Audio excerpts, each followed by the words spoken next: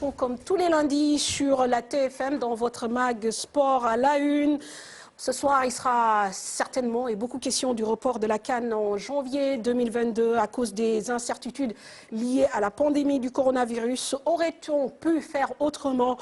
Avec quel entraîneur, quel attelage fédéral le Sénégal ira à cette CAN? Nous en parlons autour de ce plateau où j'ai le plaisir d'avoir Ibrahima Niang, qui est le secrétaire général de la Fédération sénégalaise de football, Aliou Goloko, journaliste sportif, expert CAF, et bien sûr Talla Fall, chargé de communication de Génération Foot, mais aussi notre consultant préféré, sans oublier mon confrère.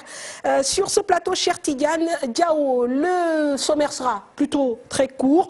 Le comité exécutif de la Fédération sénégalaise de football, vous le savez, se réunit après-demain pour statuer sur l'avenir des compétitions ici au Sénégal, suspendues depuis le mois de mars dernier. Reprendre plutôt ou tout simplement arrêter les compétitions et se projeter sur la prochaine saison. Nous en parlons également dans Sport à la Une. Dans quelques instants, nous venons sur le développement. Se tiendra bel et bien.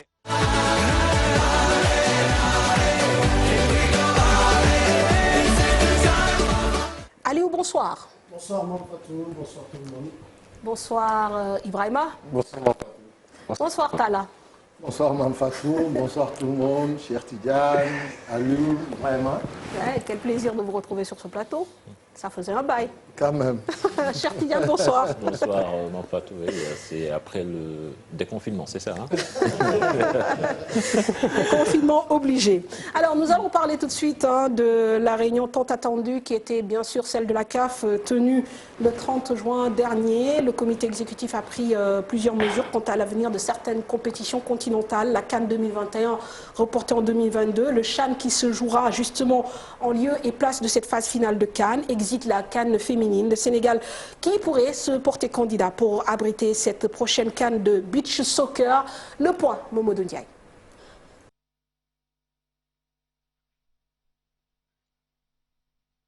La Coupe d'Afrique des Nations reprogrammée en janvier 2022 au Cameroun par la CAF qui s'est réunie en visioconférence la semaine dernière.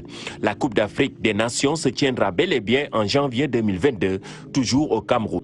Une décision relativement attendue puisque les qualifications de la prochaine CAN ne sont pas encore menées à terme en raison de la crise sanitaire. Le championnat d'Afrique des Nations CHAN 2020 va lui se tenir en 2021. Toujours au Cameroun. La Coupe d'Afrique des Nations féminines 2020 est par contre annulée. Le tournoi dont les qualifications étaient encore en cours n'avait plus de pays hôtes depuis le désistement du Congo-Brazzaville en juillet 2019. La CAF a dévoilé la création d'une nouvelle compétition à l'horizon 2021 avec la mise en place d'une Ligue des champions féminines, une annonce qui devrait tempérer quelque peu la décision d'annuler la CAN 2020. En ce qui concerne le beach soccer, la CAF est à la recherche d'un pays organisateur à la fin de cette année ou l'année prochaine. Après le retrait de l'Ouganda, pays hôte désigné, un nouvel appel à candidature est lancé. Le Sénégal, tenant du titre, pourrait se porter volontaire pour organiser cette CAN de beach soccer. Alors, allez le report de cette CAN 2022, une décision inévitable, et pourquoi aussi loin, presque 2 ans après Non, c'est plutôt un an. Un an, La CAN oui, était censée se jouer en 2021. La raison, elle est toute simple. On est dans une situation d'incertitude avec cette pandémie de la Covid-19 qui a affecté beaucoup le sport sur le continent, mais particulièrement le football. Le football était quasiment à l'arrêt. Et les dirigeants de la CAF se sont rendus compte que matériellement, ils n'avaient pas le temps de pouvoir organiser cette CAN en janvier 2021, sachant déjà qu'il y a un CHAN qui a été déjà reporté et qu'il reste 4 journées à jouer des éliminatoires de la Coupe d'Afrique des Nations. Donc, vu cela et vu l'actuel calendrier international, il n'y avait pas moyen de placer les éliminatoires avant janvier 2021. Donc, la décision la plus sage était de reporter cette CAN d'une année, comme la plupart des confédérations l'ont fait également. Vous savez que l'UEFA a également reporté d'une année l'Euro en juin 2017. Oui. La CAN pouvait se jouer en même temps que l'Euro. Oui, non, mais sauf que... Techniquement. Est-ce que la CAF n'a pas voulu ne pas prendre de risque? Non, il n'y a pas de risque. Ben, ça peut être un problème s'il y a chevauchement entre les deux compétitions parce que c'est quasiment les mêmes diffuseurs.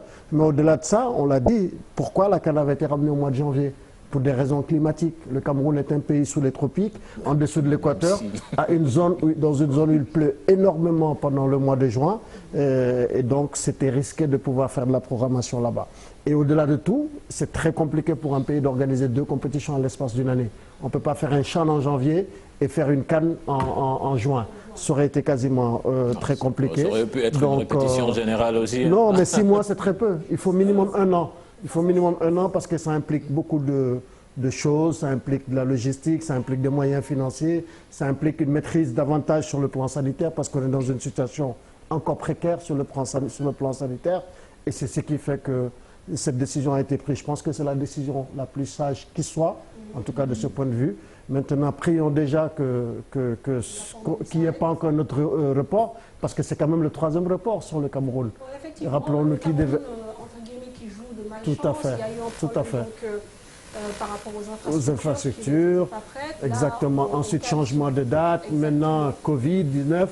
Et bon, la symbolique, c'est que ça va arriver 50 ans après. Le Cameroun avait organisé la CAN en 72, 2022. C'est une très belle symbolique. 50 ans après, le Cameroun aura rendez-vous à nouveau avec l'histoire. Ils avaient raté le coche en 72 parce qu'ils ont perdu en demi-finale contre le Mali. Et cette fois-ci, ils espèrent peut-être gagner leur CAN chez eux. Très bien. C'est pas entièrement de leur faute.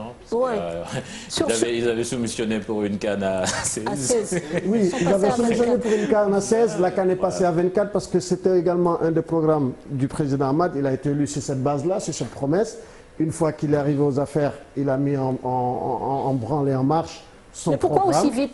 C'est ça, non, en fait, la question que vous savez, quand vous prenez un choses... engagement vis-à-vis d'une communauté, notamment la communauté du football, vous devez tenir vos engagements. Maintenant, le Cameroun a accepté et dit qu'ils sont ils ont la capacité de pouvoir le faire. Du jeu en pleine compétition.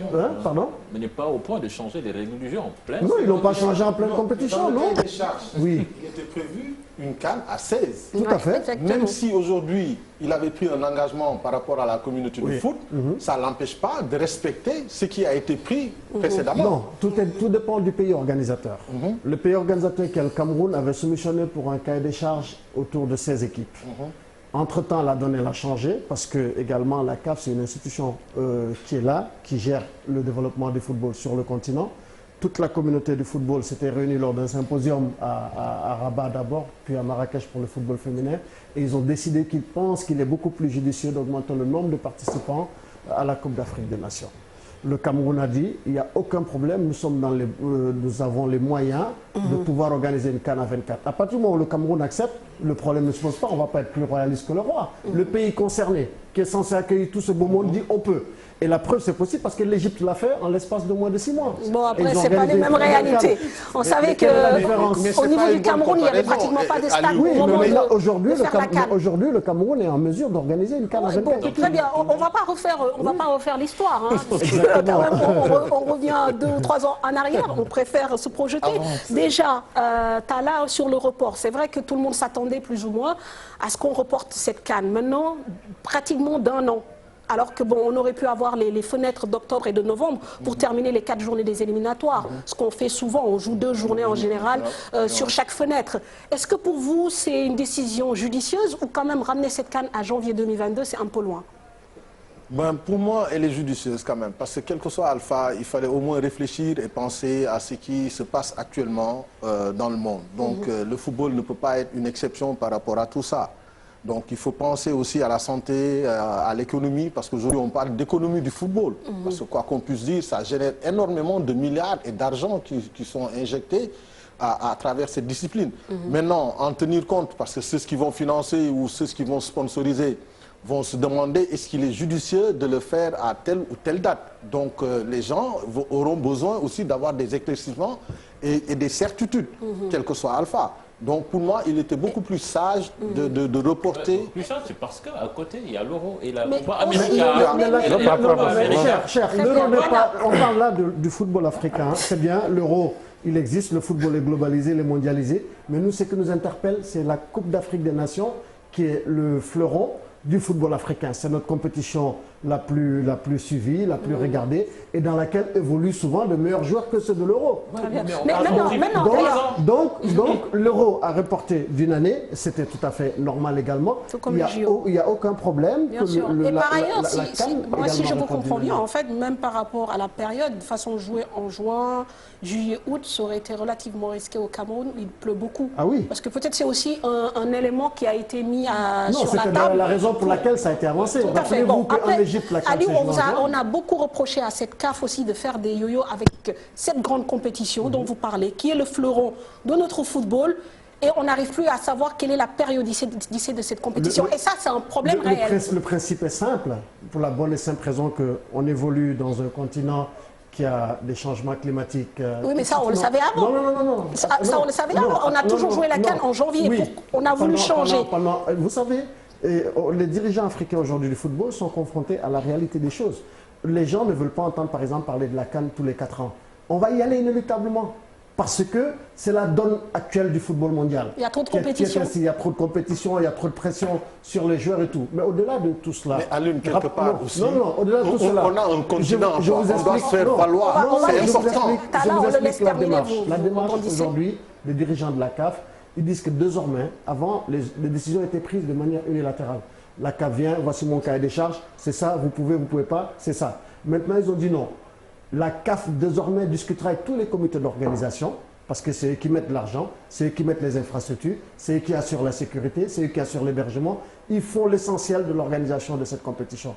La CAF dit désormais, on prendra langue avec tous les comités d'organisation pour discuter avec eux quelle est la meilleure période et quelle est la meilleure formule.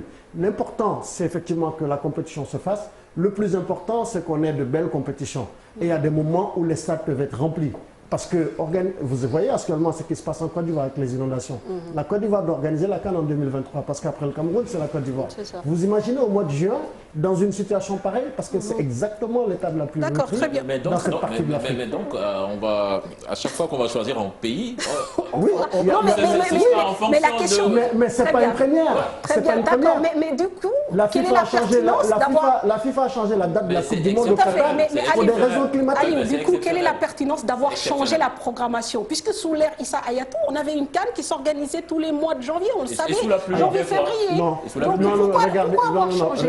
regardez sous l'ère, déjà pourquoi avoir changé, c'est une nouvelle administration, c'est de nouvelles méthodes. Mais bon, après si c'est pour revenir à la première donne. Vous savez, la différence en fait, si vous voulez, à l'époque, ce n'était pas le même comité exécutif, ce n'était pas le même nombre de personnes, c'est beaucoup plus démocratisé maintenant parce que les présidents de fédération sont au cœur des prises de décision, le comité exécutif est élargi et les décisions sont collégiales maintenant.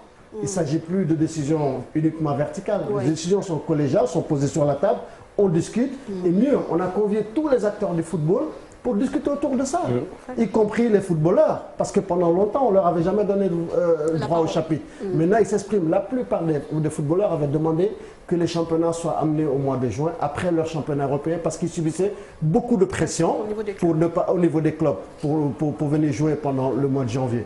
On est parti sur le mois de juin en Égypte. Ça a été une excellente fête et ça a été une des plus belles CAN en termes d'organisation. Mais aujourd'hui, là, dans le Cameroun, c'est qu'au mois de juin, il est très compliqué d'organiser une compétition. Très bien. Et ce n'est pas une première, parce que la FIFA s'est adaptée sur le cas du Qatar. Demain, si on va dans un pays, si ce n'est pas un hiver austral, ou si ce n'est pas l'hiver par un Coupe du Monde, la FIFA a fait un mauvais choix, tout simplement, de pays d'organisation. Donc ça, aussi, peut-être, c'est un autre débat. C'est exceptionnel, parce qu'en Afrique... c'est exceptionnel? Non, le Qatar, bon, je pense que c'est la première fois que cela arrive. Oui. Qu'ils organisent au mois de janvier. Oui, de novembre-décembre, ce sera. Oui, donc c'est exceptionnel. Oui. Mais vous, la prochaine CAN, on ne saura pas si ça va se jouer au mois de... Comment ça? Ouais. La prochaine CAN se jouera en janvier 2022. Si on organise, je ne sais pas... Non, là, tu es avec si on organise en Afrique australe... Non. Attends, si un pays de l'Afrique australe soumissionne pour organiser, on va se dire, ah oui, il y a l'hiver austral, donc on ne pourra pas organiser... Non, l'hiver n'empêche pas de jouer. Ah, donc pourquoi la pluie empêche de jouer? Parce qu'on a déjà eu des hivers. On a joué une CAN en 2013, on a joué une CAN Guinée équatoriale. Oui, on a joué. Il a plu énormément, mais la compétition, c'est pas de pluie, parce qu'en Guinée équatoriale, au mois de janvier... Il y a eu des orages. Non, c'est la petite saison des pluies. C'est pas la grande. La La grande saison de pluie. qui a vécu Oui, ça. oui, mais parce que c'est justement parce que c'est des pays à forte pluviométrie. Ce que tu as vu, pour les Sahéliens que tu es, effectivement, tu penses que c'est de grandes pluies, mais ce n'est absolument rien comparé aux pluies du mois de juin. Bon, alors on va passer la parole à Ibrahima, peut-être sur le débat, le En fait, report, la ce qu'a dit pertinence. Ali, c'est important parce qu'aujourd'hui, la CAF a pris ses décisions d'un commun accord avec le pays organisateur Exactement. et les partenaires. C'est important. Aujourd'hui, il y a plusieurs raisons, mais aujourd'hui aussi, ça ne sert à rien d'organiser une CAN avec des stades vides, avec ce qui se passe. Mais c'est souvent le aujourd'hui. cas, malheureusement. Ça, c'est pas Non, non, l'exception. non, en fait, Si le aujourd'hui- pays organisateur en C'est général désolé, ne joue pas, les stades sont vides. Non, non, c'est pas ça. Mais aujourd'hui, avec la pandémie, la situation actuelle, On est d'accord. avec l'incertitude, on ne sait pas comment ça va se passer va se demain. passer, effectivement. Donc, la CAF peut, comment dirais-je, limiter les incertitudes. Et essayer d'organiser au mieux, ça ne sert à rien d'organiser et de vouloir organiser. Mais ils ont discuté avec les pays organisateurs, ils ont pris en compte tous les paramètres. Très Et bien. il vaut mieux de reporter que d'un an. Très bien. Ah Oui, bon, mais bon, s'adapter à la non, situation. Est-ce que peut-être que l'enjeu financier, je ne sais pas. Mais il y a Mais l'enjeu non, non, mais il y a je l'enjeu dis, financier mais- aussi. Mais en Europe, Europe, ils sont en train de sauver leur saison Diao. sans Très public. bien. Diao, Mais allez, Diao, comparaison Mais- n'est pas raison Très bien. déjà. Parlons aussi du cas du Cameroun. Dans ces cas, quelle est l'approche? Parce qu'aujourd'hui, quand même, comme vous le dites, ça fait presque 5 ans que le Cameroun essaie d'organiser cette CAN. A dû se mettre à niveau pour les infrastructures, certainement se projeter sur une CAN en janvier 2021. Il y aura le CHAN, il faudra encore tenir les stades, il y a des coûts. Dans ces cas-là, comment ça se passe? Mais- Au-delà de la discussion, est-ce qu'il y a une aide financière de la CAF pour supporter, voilà, Non, la Des plupart- mesures non, d'accompagnement. non, bon, peut-être spécifiquement en raison du Covid, la CAF pourrait être amenée peut-être à mettre la main à la poche. Mais la plupart du temps, quand un pays organise, il récupère 20% des bénéfices d'une compétition. Mais également, Droits télé compris. non, tout, les 20% D'accord. des bénéfices, Rien que du chiffre d'affaires, du bénéfice pas mal, hein. autour de ça. Mais au-delà de ça, ce que les gens ne disent pas, l'organisation de compétitions de ce genre, c'est un moteur pour le développement du tourisme, du transport, de l'hôtellerie, de la Des restauration, infrastructures aussi. des infrastructures, parce que c'est beaucoup de monde qui converge généralement vers ces pays-là. Et c'est aussi ce que les pays cherchent. Mais en réalité, quand la CAF décide d'organiser une CAN à 24 équipes, elle veut, de manière assez indirecte, inciter les pays à se mettre en co-organisation et démocratiser encore une fois l'organisation de la Coupe d'Afrique des Nations. Aujourd'hui, le débat s'est posé entre une co-organisation, le Sénégal et la Guinée, pour organiser la prochaine Coupe d'Afrique que la Guinée a obtenue. Et ce serait très beau d'organiser une CAN, le Sénégal, la Gambie, la Guinée, ou le Mali ou la Mauritanie. Ce serait pareil sur la zone de l'Afrique centrale. Pareil. Et ça permettrait à la Coupe Mais est-ce que d'Afrique vous l'avez d'être jouée un peu de partout. est-ce que vous l'avez dit directement à... Mais la CAF l'a dit Est-ce que c'est un les message que instances. vous avez fait Oui, passer? non, mais non, lors du symposium de Rabat, ça faisait partie des demandes de résolution. Ils ont incité les pays à aller vers des co-organisations. La Coupe du Monde elle-même va en co-organisation. D'accord. En 2026, c'est une Coupe du Monde tripartite. Très bien, on va avancer dans le débat. La contrainte aussi que certains ont aussi souligné, c'est que par exemple pour les équipes africaines, il faudra jouer peut-être 2 compétitions, hein. La Coupe d'Afrique en janvier et la Coupe du Monde en novembre-décembre. Est-ce une contrainte ou un avantage d'après vous? Parce que bon... qui- Pas forcément une contrainte. Après, la situation est là. Les pays n'ont qu'à s'organiser. C'est-à-dire que les pays, les directions sont assez outillés. Après, ce qui pose problème, c'est les charges que ça fait derrière. Parce qu'il faut une logistique. Parce qu'une logistique pour se déplacer à une CAN, c'est énorme. Une Coupe du Monde qui suit aussi, c'est énorme. La contrainte se trouve là-bas. Mais vu aujourd'hui que c'est la situation qui oblige, chacun va essayer Mais quand même, c'est du s'adapter. déjà vu. C'est du Non, oui, déjà et puis au-delà de ça, vu. c'est À la l'inverse, situation. à l'inverse. Oui, parce que oui, non. on jouait la CAN et après Et la Coupe on du joue Monde, la c'est pas une la nouveauté. Coupe du Monde. Lorsque la Coupe d'Afrique des Nations se jouait pendant les années paires, c'était tout le temps des années, il y avait des coïncidences sur chaque 2 éditions, une coïncidence avec une Coupe du Monde. Rappelez-vous en 2002, le Sénégal fait la finale de la CAN, ensuite on joue la Coupe du Monde. On est très bon. Et En certains, ils voient même une bonne préparation pour le les Cameroun équipes rate sa africaines. CAN, mais se faisant éliminer par le Sénégal en quart de finale de la CAN 90, mais va en quart de finale de la Coupe du Monde. Et l'Égypte fait le choix d'amener son équipe B en 90 et sort au premier tour à la Coupe du Monde en 90. Donc, c'est pas quelque chose de nouveau. Ça, là, a déjà c'est pas- existé par Mais sauf que c'était Ouais. déjà prévu, quoi. On le connaissait déjà que ça allait se passer Bon, comme là, ça. a priori, c'est déjà prévu. Avec janvier 2022. C'est un problème d'organisation. Parce que si on est organisé, quand même, on peut anticiper. Parce qu'il y a les dates. il y a le calendrier de la FIFA, Bien sûr. il y a le calendrier de la CAF, tout le monde sait à quelle période on doit jouer nos matchs. Et à partir de ce moment-là, c'est à la fédération de s'organiser pour trouver les voies et moyens pour pouvoir y participer honorablement. Très bien. La transition est toute trouvée parce que vous parlez d'une fédération qui doit s'organiser, sauf que ce décalage va amener aussi une autre donne sur la table. Le changement d'attelage fédéral au niveau du Sénégal, puisque le mandat qui est en cours, il reste 15 mois à cette actuelle fédération. Donc en août 2021, il y aura une assemblée générale pour choisir une nouvelle fédération. Et ça, si éventuellement on change d'attelage fédéral, il faudra s'organiser avec une nouvelle équipe. Enfin, on ne va pas tirer de plomb sur la comète. Mais ça aussi, c'est une donne qu'il faut prendre en compte. Et ça nous permet de passer à notre deuxième phase de débat. Mais absolument, Mam, quand on arrive au terme d'un mandat, donc il faudra absolument organiser des élections, quelle que soit l'urgence. Ah. On ne peut pas non plus se dire qu'il y a C'est impensable. Parce que c'est le principe c'est une base juridique. Une assemblée générale ordinaire. Malgré le contexte Covid, aujourd'hui, ça n'autorise pas tout. Hein. D'accord, aujourd'hui avec la CAF et la FIFA, on je vous donne s'autorise. juste l'exemple de la Côte d'Ivoire aujourd'hui. Ils ont tenu ce week-end l'assemblée générale ordinaire qui a donné le quitus au bureau sortant. Ils ont installé le comité électoral et les élections auront lieu au mois d'août. Ils étaient censés avoir lieu au mois de juin. Ils ont été juste décalés de quelques mois. Alors, après, il y a le principe de continuité dans toutes les fédérations aussi.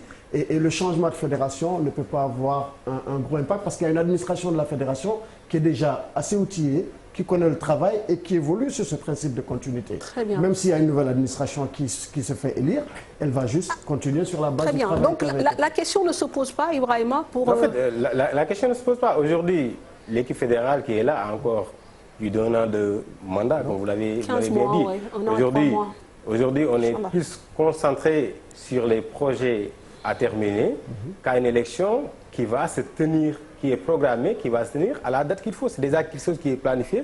Donc, ce n'est pas quelque chose qui va nous retenir à discuter de cela. C'est qu'on va avancer avec ce qu'on doit terminer d'ici le mandat et que lorsque l'élection sera là, l'élection se tient normalement. Très bien. Mais aussi, ce serait bien aussi d'informer l'opinion pour savoir exactement ce qui va se passer. On va arriver à ça. Le moment venu. L'élection va se tenir dans un an. Les règles ne sont pas là. Les règles n'ont pas dans un du contexte tout particulier changé. comme la Pourquoi on voudrait qu'on commence à parler d'élections? Pourquoi on ne voudrait pas? Pourquoi on ne voudrait pas? Il faut anticiper. Il faut anticiper. En fait, non. Tout ça à son temps. Aujourd'hui, sur la planification de l'élection de la Fédération sénégalaise de football, est-ce qu'aujourd'hui, à un an, est-ce qu'on va commencer à parler d'élection? Non, mais on pose la question.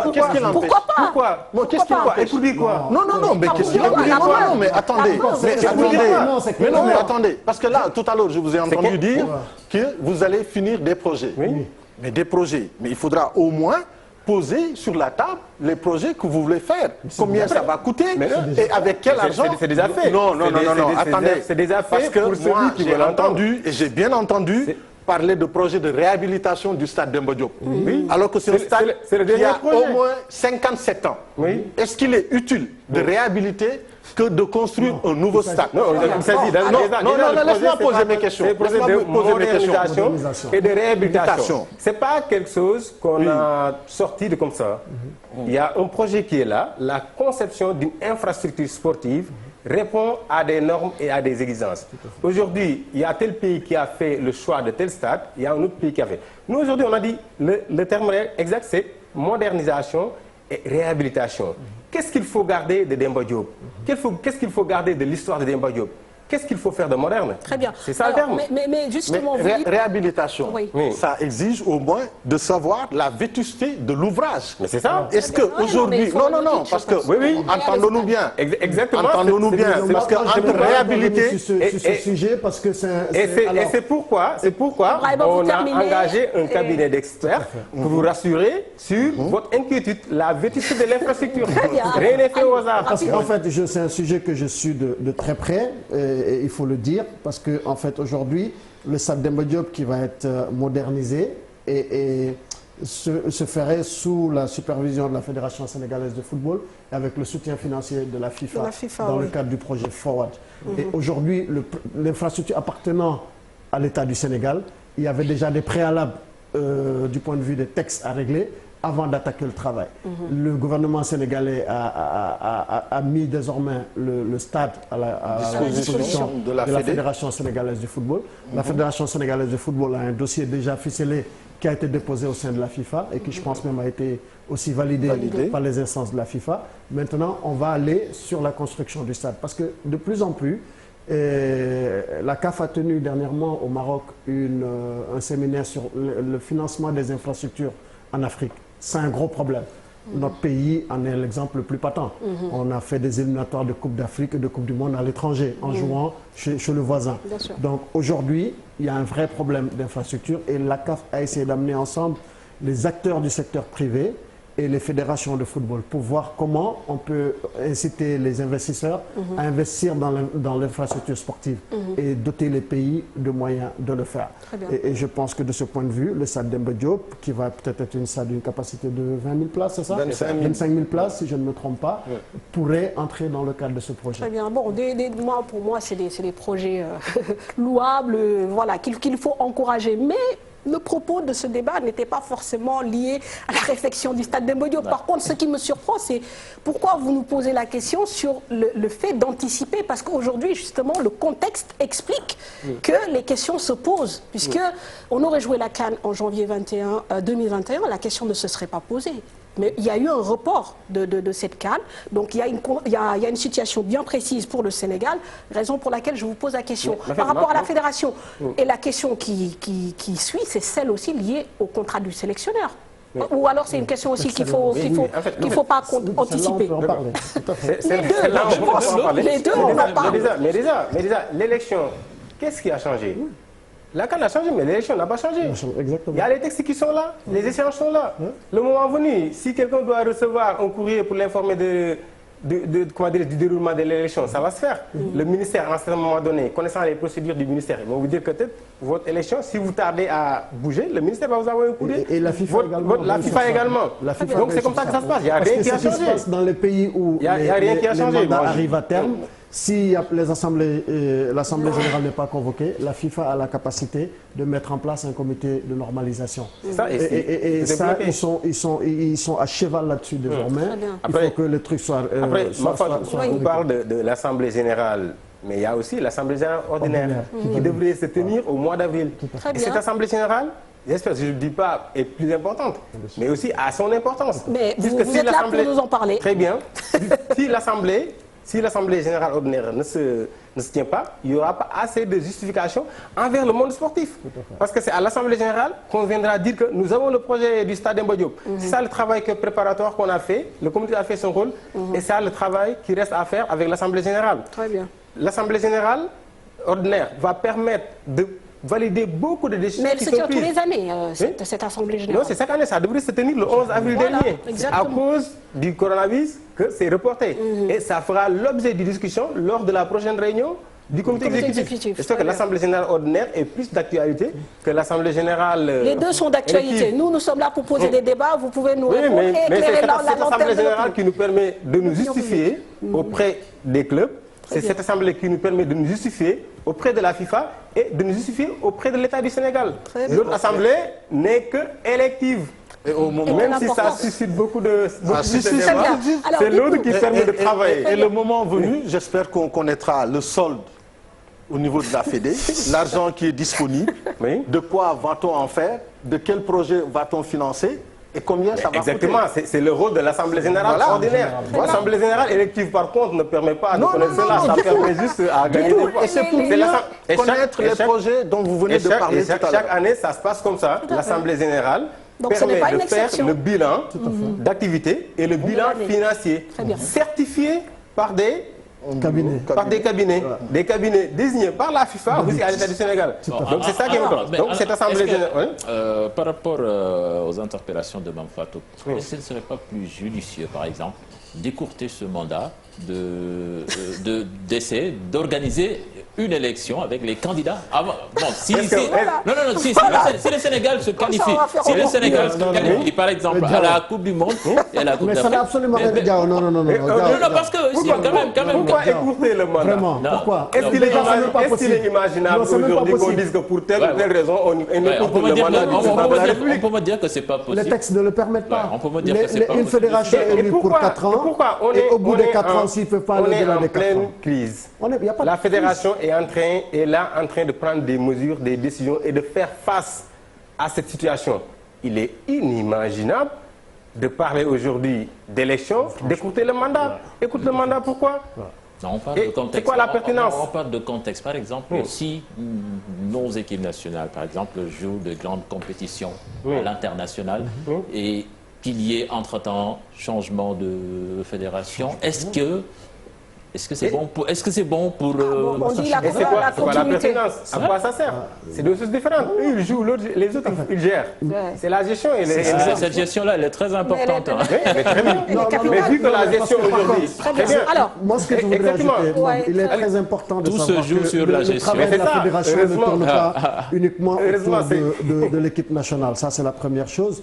Le travail de la fédération, c'est beaucoup plus important uniquement que l'équipe nationale. C'est vrai que l'équipe nationale, c'est la vitrine. C'est bien de le dire.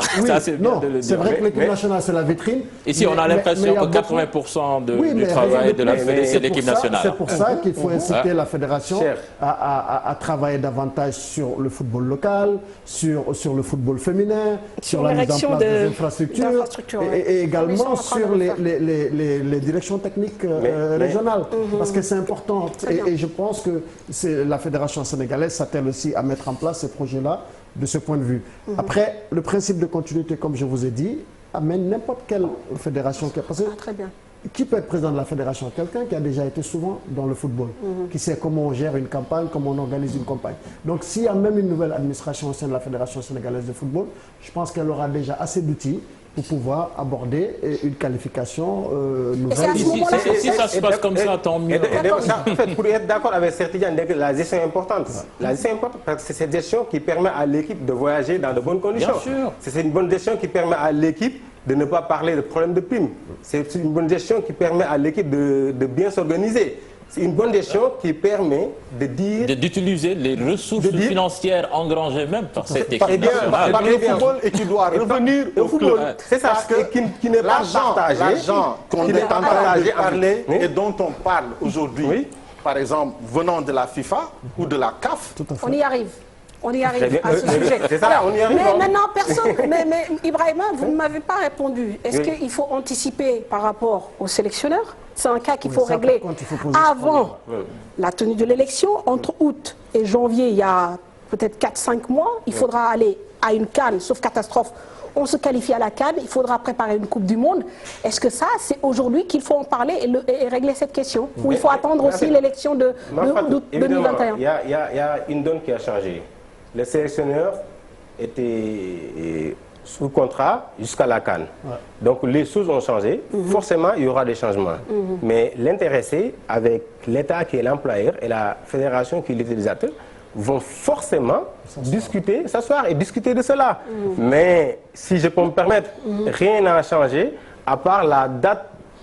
Mais c'est une date qui change tout, hein, même pour les médias, pour tout le monde, par rapport à la projection. Par rapport à l'entraîneur. L'entraîneur a été pris sur des critères spécifiques.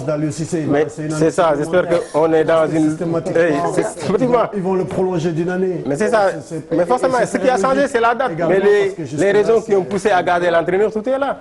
Donc tout ce qui a changé, c'est juste la période de la CAN, là. J'espère que forcément, on sera dans une logique de continuité. Au basket, une équipe nationale changeait d'entraîneur à un mois d'une Coupe du Monde. Hein. On est au Sénégal.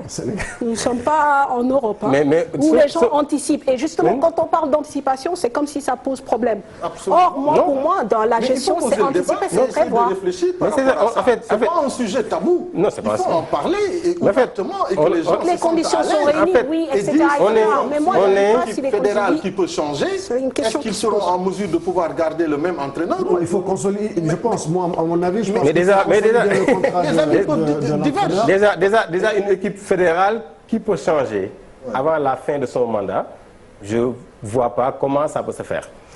L'autre chose aussi, vous avez parlé de débat, mais c'est qu'il faut plutôt qu'on procède par méthodologie. Il y a un contrat qui a été signé. Les différentes parties, il y a un changement qui est intervenu.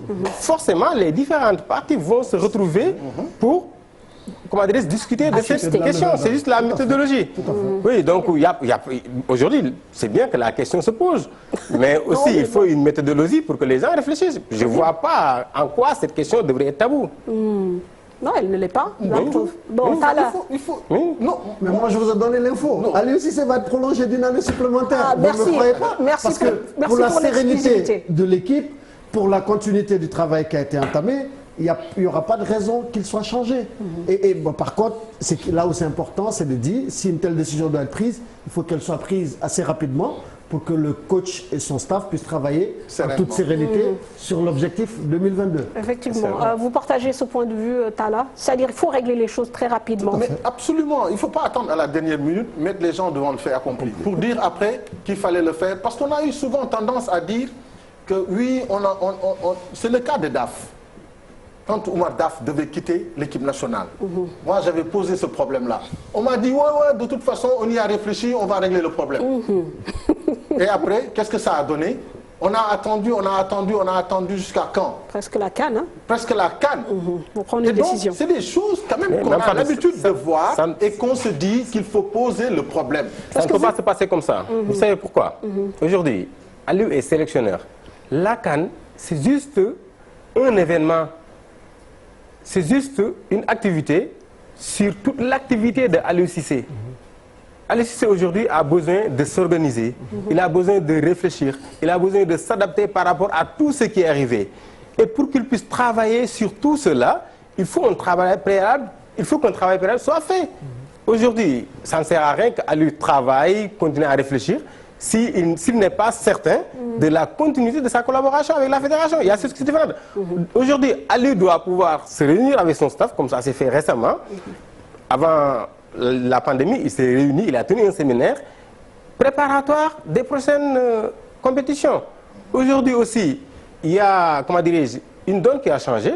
Donc c'est tout à fait normal que les gens se retrouvent pour discuter de cela. On ne peut pas attendre jusqu'à la dernière minute pour pouvoir régler ce qui doit se faire aujourd'hui. Et puis, logique pour logique, je pense qu'il a beaucoup de chance quand même, hein, le coach. Hein, parce qu'il va faire la CAN et la Coupe du Monde éventuellement si le Sénégal se qualifie, parce que 2022, c'est aussi une année Coupe du Monde, comme nous le disions tantôt. Non, la CAN d'abord. C'est la CAN 2022, Coupe du Monde fin d'année. Mais gagnons des titres d'abord. Oui. Passons à gagner des titres, au lieu de dire on va participer à une troisième Coupe du Monde. On ne parle pas de participation là. Mais la participation... Non, on ne parle pas de participation. Gagner des titres, ça suppose beaucoup de choses. Et ça ne se décrète pas. Ça se décrète pas. Non, c'est pas ça, se décrète pas. Aujourd'hui, le Sénégal... Non, écoute-moi bien, Alune. Parce qu'on se dit que c'est bien gentil de dire on va participer. Oui, mais on ne parle pas de participation. Non, on parle de... Qui a parlé de participation? Pour la CAN. On vous a dit, mais parce qu'aujourd'hui, le Sénégal a un stade où ne pas participer à une CAN serait incompréhensible dans l'imaginaire du Sénégalais lambda. Voilà, mais maintenant, la deuxième. Se fixer comme objectif d'aller pour gagner une CAN. C'est l'objectif de toutes les équipes. Avec tout le respect que j'ai pour les petites nations de football, là aussi, Talla. c'est pour la remporter, mais ça ne se décrète pas. Le Sénégal a participé à une dernière CAN. Oui, où elle était finaliste. Mais le Sénégal a gagné et Aliou a battu des records. D'accord. Dans l'histoire du football du Sénégal, Aliou... Non, en fait, je dis, pour gagner des titres, pour gagner, il faut être là où ça gagne. Il faut la régularité. Parce que, pardon, en fait, aujourd'hui, pour gagner, en fait, c'est très facile de dire qu'il faut qu'on gagne. On est dans le sport où les performances sont considérées. Quelqu'un qui est éliminé au premier tour n'est pas celui qui a disputé la finale et qui l'a perdu de près. En plus de cela, il y a la constance sur les résultats. Pour gagner, il faut être là où ça se gagne. Quand on n'est pas là où ça se gagne, et on est constant, on est en permanence là-bas. On a un effectif aujourd'hui qui nous permet de pouvoir dire qu'on est capable de pouvoir gagner. Aujourd'hui, mais sauf que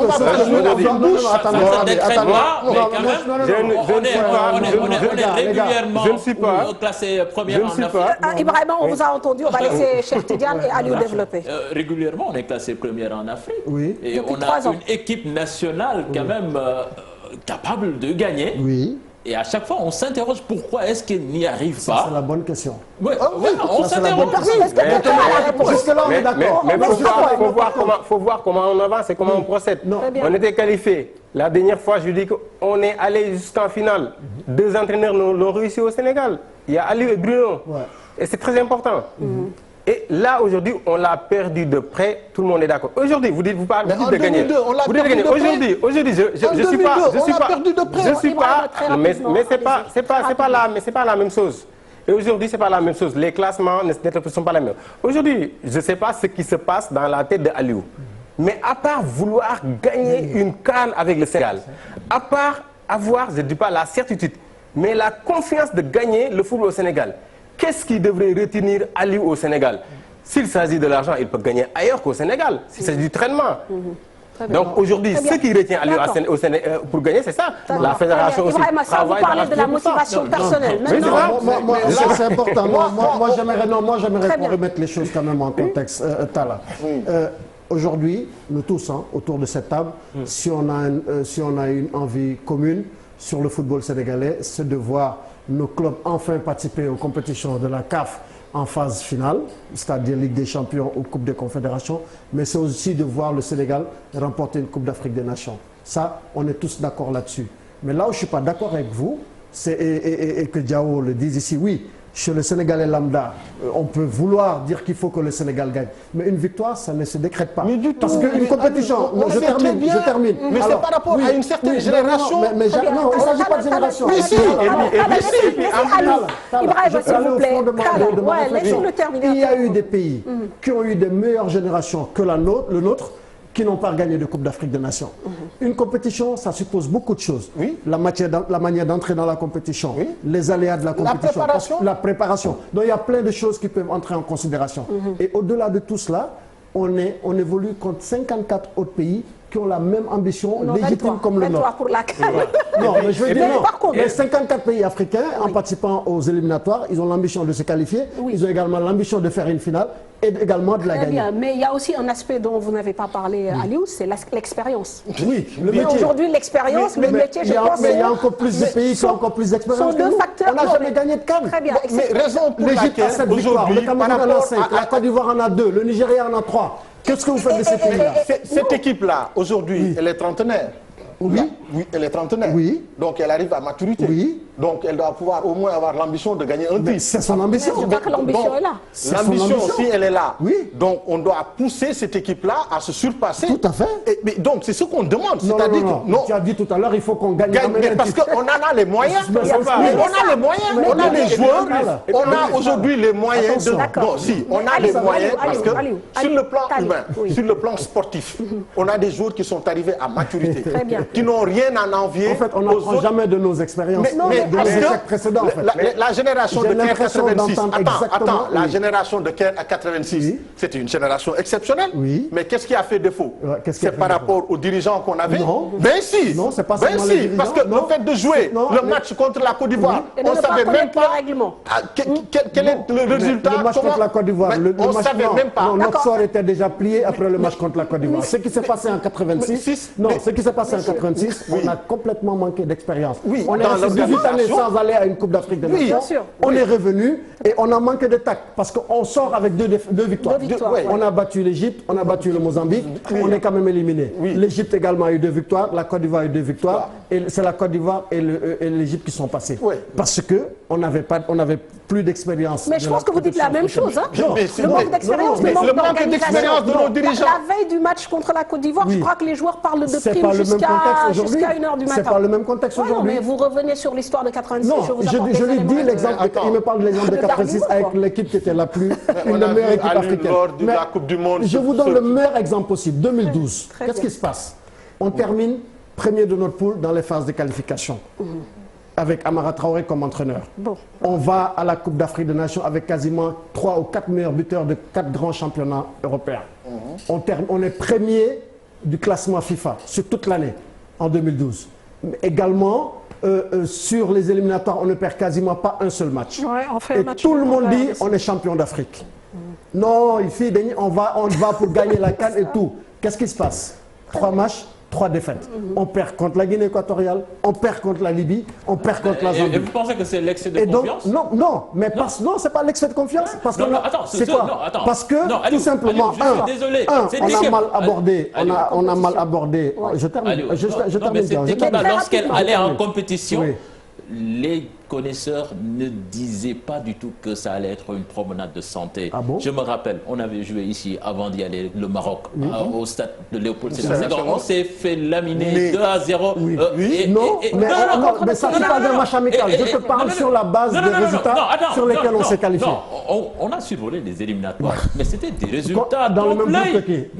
Il y avait la RDC, je me rappelle. L'île Maurice.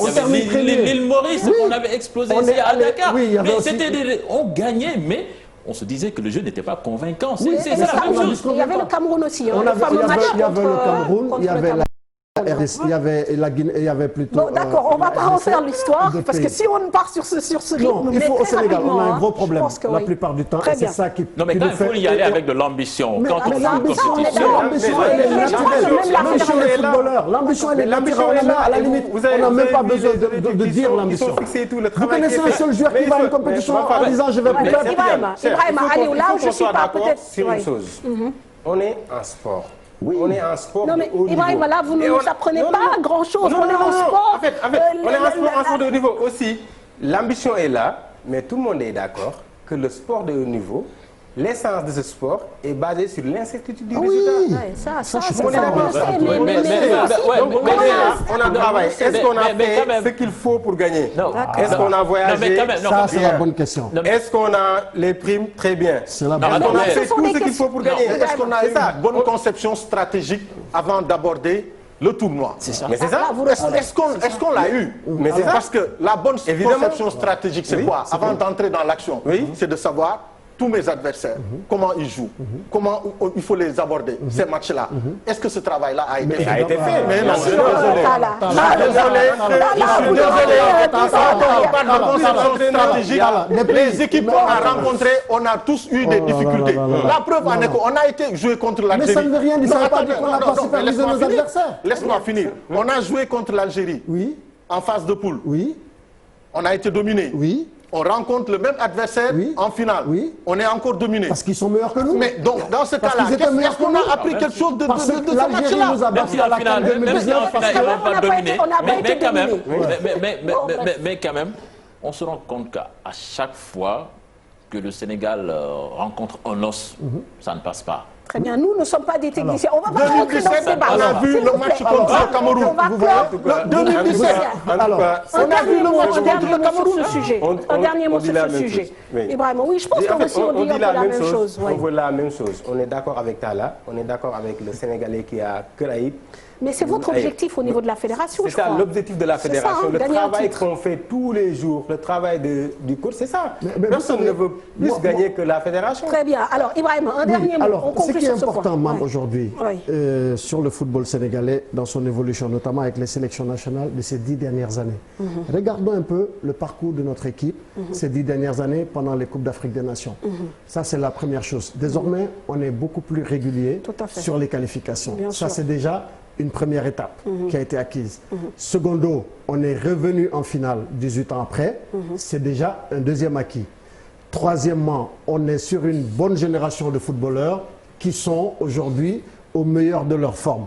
Donc, on a tous les atouts pour espérer une victoire finale en Coupe d'Afrique, afin que le Sénégal connaisse l'ivresse d'une victoire en Coupe d'Afrique des Nations. Mais cela dit, ça ne dépend pas que de nous. Bien sûr.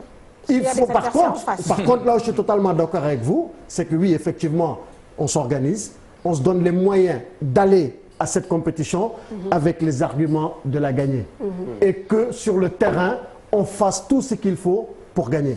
Mais ce qui est encore plus important, sur la relève, il faut le souligner, sur les petites catégories, le Sénégal, depuis quelques années, est également régulier sur les compétitions des jeunes. Tout à fait. En U17, en U20, non, c'est pas de la palissade. Non, c'est la grosse satisfaction de cette fédération. Alors, Même ça, et c'est important parce que l'idée pour nous, c'est qu'en 2022, s'il vous plaît. il devrait pouvoir y avoir des joueurs de l'équipe de U17 de cette année ou des joueurs de l'équipe de U20 qui pourront intégrer cette équipe de Très 2022. bien. Le point de départ, je le souligne aux téléspectateurs, c'est anticiper sur la prolongation ou non du contrat du sélectionneur qui arrive à terme en août 2021 et la CAN finalement est reportée en janvier 2022. Donc pour situer un peu ceux qui nous prennent en cours. Alors à présent, pardon? Ils vont signer un avenant pour le Très prolonger bien. de 6 mois. Merci pour l'info. Et en plus, il y a des...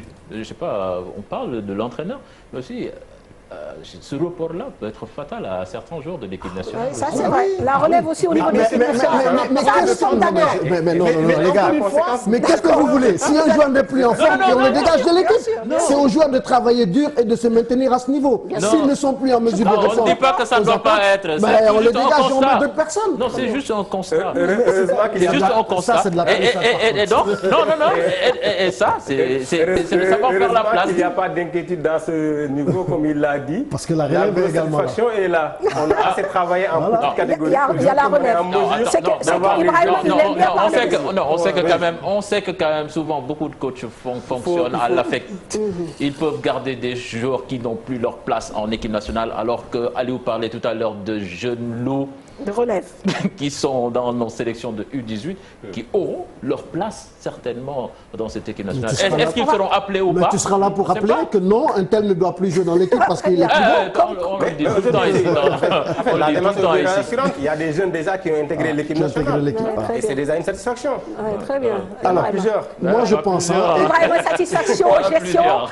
mais il ne faut pas anticiper sur certaines questions. Bon. Moi, pour conclure sur cette bien. question, Mam, j'ai envie de dire que nous avons la légitimité d'être ambitieux.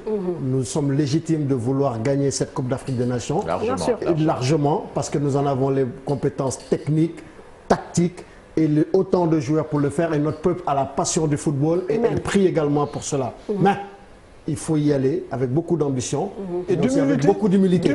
Parce qu'on ne va pas sur un terrain conquis.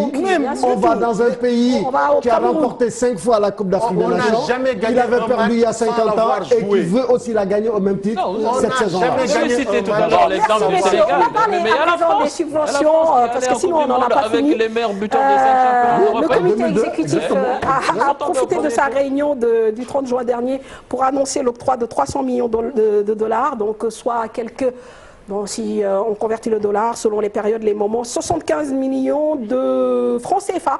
Donc à chaque association membre de sa confédération. Une semaine avant, la FIFA aussi avait annoncé la mise à disposition d'1 million de dollars, soit à peu près 585 millions de francs CFA, ainsi qu'une subvention supplémentaire pour le foot féminin de 500 000 dollars, 300 millions de francs CFA. On fait le point dans cet élément et on revient sur le plateau. La FIFA vient au chevet des fédérations nationales. L'instance du football mondial a débloqué un fonds d'aide aux fédérations de 1,5 milliard de dollars sous forme de subventions et de prêts pour faire face aux conséquences de la crise du coronavirus. Annonce faite par le président Gianni Infantino, précisant que la fédération internationale exercerait un contrôle strict de l'utilisation des fonds. Le versement anticipé d'un montant de 150 millions de dollars d'aide aux fédérations avait déjà été annoncé en avril. Le versement anticipé d'un montant de 150 millions de dollars d'aide aux fédérations avait déjà été annoncé en avril. Chacune des 211 fédérations membres pourra recevoir 1 million de dollars, une aide supplémentaire de 500 000 dollars pour être attribuée pour venir en aide au football féminin. De son côté, la CAF annonce une aide à toutes les fédérations africaines. L'instance dirigeante du football africain a alloué 16 millions de dollars supplémentaires pour alléger le fardeau financier des associations membres dans un contexte marqué par la pandémie de Covid-19. Chaque association membre recevra un montant de 300 000 dollars, soit environ 176 millions de francs CFA. En clair, la Fédération sénégalaise de football va recevoir une somme de 300 000 dollars, soit 175 millions 114 110 francs CFA de subvention.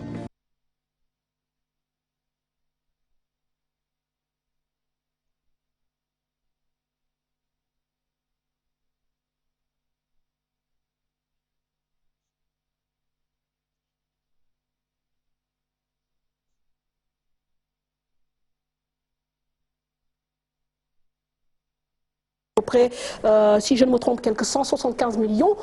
Est-ce à dire qu'il y a eu une première aide? Alors, d'abord, celle-là, c'était la première au niveau de la CAF. Très bien. De 300 000 $ aux 54 pays membres qui sont membres de la CAF. Mais la FIFA, qui est l'instance mondiale, a voté un budget de 1,5 milliard de dollars de ses réserves.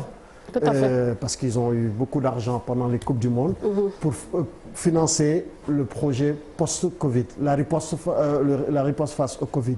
Et exceptionnellement, généralement chaque année, la FIFA donne 1,5 milliard de $ à chaque association nationale. Tout Les à fait. 207 associations membres qui constituent la FIFA ont bénéficié de cette aide-là. Avant, c'était un fonds forward. On disait cet argent, il sert à payer ça en équipement. Il sert à financer ça, il fait l'administration et tout. Mais pour la situation aujourd'hui, il dit que cet argent est destiné aux acteurs du football des pays. C'est-à-dire les 1,5 million que la FIFA remettra au Sénégal. Dans cet argent, la Fédération sénégalaise de football doit en profiter pour aider les clubs, les joueurs, c'est-à-dire les acteurs du football à la base. Et les 500 000 seront destinés au football féminin également. Bien. Voilà. Merci Aliou, parce que ça c'est un point qui m'a interpellé. Donc, mais je vais lire quand même les mesures de la FIFA pour que tout le monde entende, surtout notre amital. Les associations membres peuvent utiliser ces subventions et prêts au bénéfice de la communauté. Ils peuvent également emprunter de l'argent. Voilà, 1,5 million aussi. Jusqu'à hauteur de 4 millions de dollars. Pour les confédérations. Prêt, oui. Non, pour les fédérations. Aujourd'hui, la Fédération sénégalaise de football peut contracter un prêt à hauteur de 4 millions maximum de dollars pour financer d'autres projets.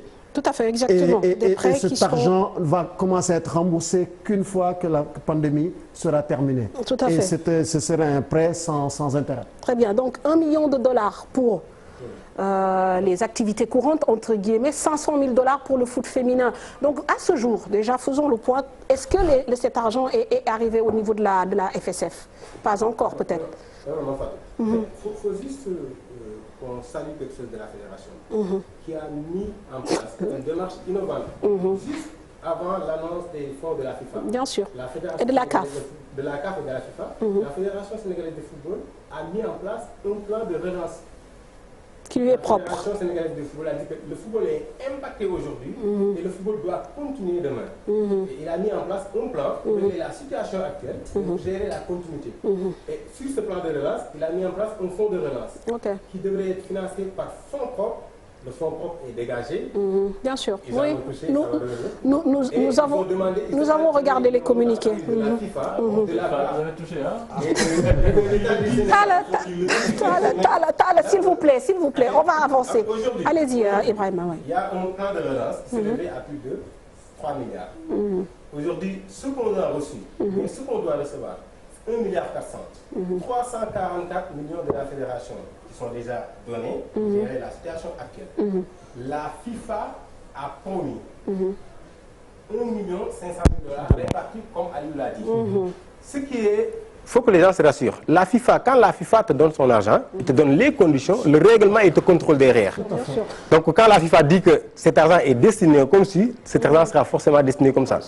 Donc en plus de cela, il y a la CAF aussi qui doit donner quelque chose. Et tout cela rentre dans les prévisions de la Fédération sénégalaise de football qui attend aussi ce que donne l'État du Sénégal, qui attend ce que donnent les partenaires. Vous allez défalquer par exemple l'argent que vous avez mis par rapport en place? Non, pas du tout. Non, d'accord, ce sera en supplément. Ce sera parce qu'on s'est dit que le fonds devrait être financé par la FIFA, la CAF, l'État du Sénégal, les partenaires, la fédération elle-même et les clubs et les ligues. Aujourd'hui, les clubs sont en train de financer certaines activités malgré la crise. Et ce financement-là est valorisé. Donc aujourd'hui, les clubs, les ligues, tout ça, financent cette activité. Aujourd'hui, la fédération, sur le plan de relance, la fédération avait prévu de donner 300 millions. Mais au moment de donner l'argent, nous avons donné 344 millions. Parce que c'était le moment de donner, il fallait donner en attendant que Mais au finish, Ibrahima, c'est vrai que... Il faut saluer le geste, l'anticipation. Peut-être Tala ne sera pas du même avis, mais voilà. Aujourd'hui, quand même, vous avez fait un effort au niveau de la fédération. Mais quand on répartit entre les différents clubs, ça revient à mettre une goutte d'eau dans la mer.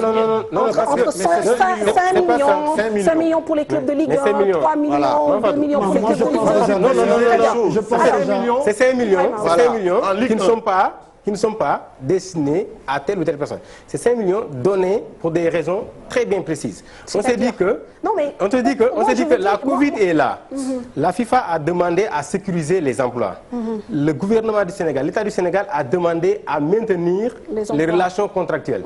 La fédération a dit qu'il faut que les emplois soient sécurisés. On est d'accord que les joueurs ne jouent pas. Le travail n'est pas fait. Mais ce n'est pas une raison aussi de les libérer. Mais aussi, ce n'est pas une raison pour les joueurs de demander l'intégralité. Trouver un compromis. Et sur ce compromis, il y aura une subvention. Donc, sur ce compromis, sur ce que déposent les clubs en termes de salaire, donc les subventions sont calculées en fonction de cela. D'accord. Très bien. Les subventions sont calculées en fonction Mais vous avez déjà donné de ce que l'on dépose en termes de salaire. On ne dit pas que... Pourquoi tous les clubs de Ligue 1 ont reçu 5 millions? Mais c'est pour les aider. On ne dit pas qu'on ne paye pas. On dit pas aujourd'hui, en fonction du niveau de salaire. Non. Parce que là, ça n'est pas le même niveau. Non, on ne dit pas qu'on paye la salaire. On donne un appui par rapport à ce qu'on paye. Là, pour le coup, vous créez un peu de confusion. Parce que moi, j'ai compris par rapport au communiqué diffusé par la fédération qu'il y avait une aide déjà mise à disposition de ces clubs. Et vous venez nous dire que maintenant, en fait, vous allez regarder, vos subventions seront en fonction des masses salariales. Les subventions sont libérées. Voilà, exactement. Sont libérées depuis longtemps. On a anticipé, n'est-ce pas? Mais ce que vous avez donné là, c'est quoi? cette condition, c'est-à-dire cette deuxième condition. Mais c'est 5 millions. Aujourd'hui, on s'est dit que le championnat... Ça aussi, il faut revoir, en fait. Mais il y a des clubs qui ne jouent pas et qui ne peuvent bénéficier de ces subventions. Il est urgent de parler de réforme du texte. Non, mais n'allons pas encore. C'est ce qu'Aliou a dit. Oui, d'accord. Très bien.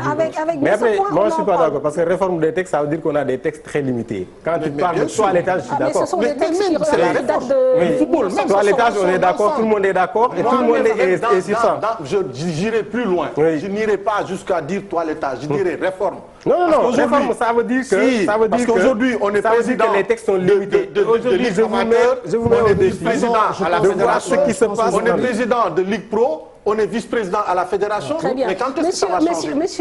Messieurs, je pense qu'il ne faut pas qu'on mélange aussi les sujets, les thèmes de débat, parce qu'on perd nos téléspectateurs. On parlait des finances. Sur les finances, voilà, c'est important. Avec cet argent, ce qui est important de noter, la Fédération sénégalaise de football actuelle a quand même une vraie assiette financière qui lui permet aujourd'hui de faire face à beaucoup de situations, y compris, bon, ils ont fait geste de solidarité au niveau national, mais il faudra davantage également aider encore une fois les clubs et les joueurs, les footballeurs.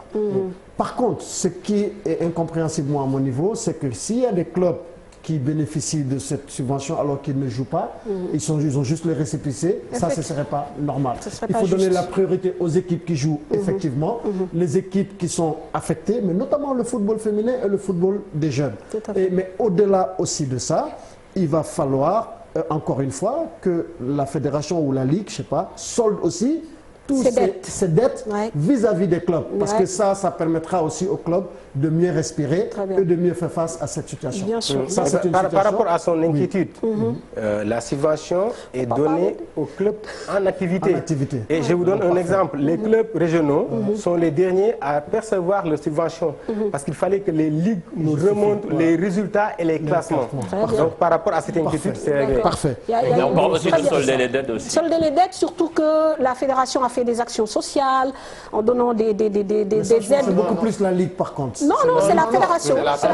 C'est vrai que c'est la ligue qui doit solder, mais c'est la fédération qui a promis la fédération, la ligue a des difficultés. La fédération est venue pour au moins l'aider à sortir de ces difficultés. Mais aussi, un cahier de charge est fait pour l'aider à sortir de ces difficultés. Il y a un échéancier. Et jusqu'aujourd'hui, cet échéancier est respecté pour solder ses dettes, pour son fonctionnement, etc. Donc il y a des prévisions, il a dit qu'il faut qu'on prévoie. Donc il y a des prévisions qui sont faites et ces prévisions ne sont pas faussées jusqu'ici. Le championnat, les gens s'inquiétaient à ce que le championnat se tienne. C'est parce qu'il y a des prévisions qui sont faites que le championnat a commencé. Avec tous les ingrédients. Donc les dettes là, ils vont se solder en fonction des prévisions. Très bien, mais donc les dettes, ce sera, on peut être en mesure de pouvoir payer les arbitres, mais pas de payer les clubs à qui on doit de l'argent. Mais en fait, payer les arbitres, c'est par rapport à cette année. Oui. Donc les clubs, par rapport à cette année aussi, il y a des prévisions qui sont faites. Mais aujourd'hui aussi, il y a la ligue professionnelle qui a son conseil d'administration où tous les clubs doivent siéger. Ces sujets-là se discutent là-bas. Et là, les réponses sont données au niveau de la Ligue. Et ils vont donner plus de détails sur ce que la Ligue a signé avec la Fédération. Mais comment ça va se faire? Comment ça va se faire, les paiements? L'engagement qu'a pris solennellement la Fédération en disant qu'elle s'engage à payer, à éponger toutes les dettes de la Ligue Pro. Mais c'est ça, cet engagement tient toujours. Mais nous, ça fait combien d'années qu'on court derrière cet engagement? Non, moi, je ne parle pas des années précédentes. Il paraît que Génération Foot demande régulièrement cet argent-là, c'est pourquoi on retarde son paiement. On nous doit 50 millions, c'est pas parce qu'on nous fait la part belle. On nous doit 50 millions pour une équipe nationale qui est en mesure de payer des primes à des dirigeants pendant la Coupe du Monde. Qu'on nous dise combien les dirigeants ont touché de primes pendant la Coupe du Monde. Et pendant ce temps-là, on peut se permettre de payer des dirigeants et non pas de payer des clubs à qui on doit de l'argent. Des clubs qui ont gagné des titres. Nous, on a gagné un titre. Moi, je dis bien que la fédération s'est engagée à aider la Ligue Pro sur ses difficultés. Et sur chaque difficulté, il y a un échéancier qui est fait. Quand on dit qu'on doit de l'argent depuis des années, mais c'est cette année-là qu'on a décidé d'aider. On a décidé d'aider au moins à sauver la saison, mais aussi à régler les problèmes antérieurs. Tout à fait. Mais nous, on n'en fait pas partie. Mais c'est ça, c'est un échéancier. L'échéancier, c'est quand? Mais vous avez pas dit que le conseil d'administration de la Ligue, il y a le conseil d'administration de la Ligue qui s'est réuni. C'est ça. Vous êtes membre de plein droit. Donc, normalement, aujourd'hui, vous devrez être en mesure, nous, de nous dire ce qui s'est passé là-bas. On a demandé, on a écrit à la Ligue Pro, on a écrit et on a demandé. Et le président Augustin Senghor, c'est lui qui s'est engagé publiquement pour dire que cet argent-là sera payé. Mais en tant que personne morale, quelqu'un qui s'engage pour dire que je vais éponger mes dettes, où vous devez être et prendre des décisions. Très bien. Mais Aliou, est-ce qu'il n'est pas urgent aussi, pour ne pas rester dans ce débat et cette polémique, est-ce qu'il n'est pas aussi urgent de solder ces dettes pour soulager aussi les clubs? Parce que c'est vrai qu'il y a un échéancier dont on ne connaît pas les termes, mais ça devient davantage un impératif en période de crise, parce que les clubs ont vu les maigres ressources qu'ils pouvaient gagner ça et là sur la billetterie, sur le fait de jouer tout également se réduire de manière drastique. Donc c'est un impératif de déjà éponger les dettes vis-à-vis des différents clubs qui sont engagés dans les compétitions de ligue au Sénégal, mais c'est aussi un autre impératif que de devoir rapidement injecter le fonds d'aide qui a été mis en place par la FIFA au niveau des clubs. Parce que au-delà de l'équipe nationale, comme j'ai encore dit, la vraie urgence dans notre pays aujourd'hui, c'est de repenser le modèle économique de nos clubs. De notre football, oui. Et ça interpelle la fédération, ça interpelle l'État, ça interpelle les industriels, ça interpelle le secteur privé. Il faut une sorte de réunion ou d'assises sur lesquelles on va repenser le club sénégalais. On devrait au moins profiter de cette situation-là, de Covid, au moins poser les vrais problèmes du football sénégalais. Comme l'ont fait les joueurs et les entraîneurs. Ils l'ont fait. Très bien. C'est la situation qui a Mais les lignes sont en train de bouger. Et c'est ça qui est bien parce que aujourd'hui, mais le débat est posé. La Ligue Pro avait non, prévu de l'organiser. Non, mais Ibrahima, là, sur ce point, je pense que quand même, je ne peux pas être en phase avec vous. Aujourd'hui, tous ces gens qui se sont réunis, qui ont discuté comment ils ont fait, en fait, ils se sont retrouvés via le net, via des plateformes pour échanger. Je veux dire, rien n'empêche. Non, Manfatou, ne mélange pas les choses. Non, je ne mélange rien. Il a le débat du problème du football sénégalais. Ben oui. Et ce débat-là devrait se poser parce que tout le monde est au courant que la Ligue Pro avait prévu d'organiser cette année un symposium, surtout avec tous les acteurs. Oui, mais la question que je vous pose, c'est pourquoi ne pas organiser quand même ce symposium avec les moyens technologiques dont on dispose aujourd'hui? Non, c'est la méthodologie qui pose problème. Pourquoi ça pose problème? C'est bien d'organiser un symposium. Je vous donne un exemple très simple. Aujourd'hui, la Côte d'Ivoire est en campagne électorale. Les différents candidats ont pris l'engagement de pouvoir donner, s'ils sont élus pour certains, Didier Drogba par exemple promet 150 millions de dollars pour chaque club de Ligue 1. 150 millions de dollars? Non, de francs CFA, autant pour moi. 150 millions de francs CFA pour chaque club de Ligue 1, 75 millions pour les clubs de Ligue 2 et 50 millions pour les clubs de Ligue 3. Et parce que, également, en Côte d'Ivoire, les autorités... Non, au-delà de sa personne, non, c'est parce qu'en Côte d'Ivoire, ils ont pu mettre en place un système de parafiscalité qui autorise l'octroi d'un certain nombre de montants au football local. Très bien. Au-delà de ça aussi, ils ont un diffuseur qui paye 1 milliard chaque année et cet argent également est réparti auprès de différents clubs qui jouent.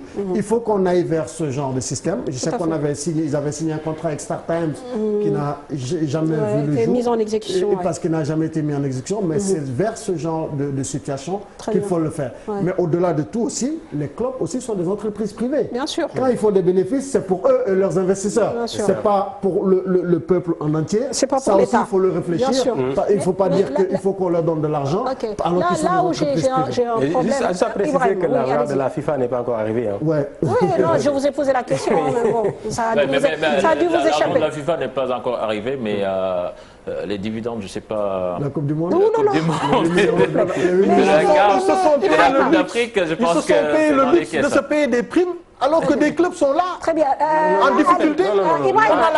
Là, je pense que ça pose problème. En disant qu'ils se sont permis le luxe de payer des primes, c'est comme si les gens se sont partagés l'argent.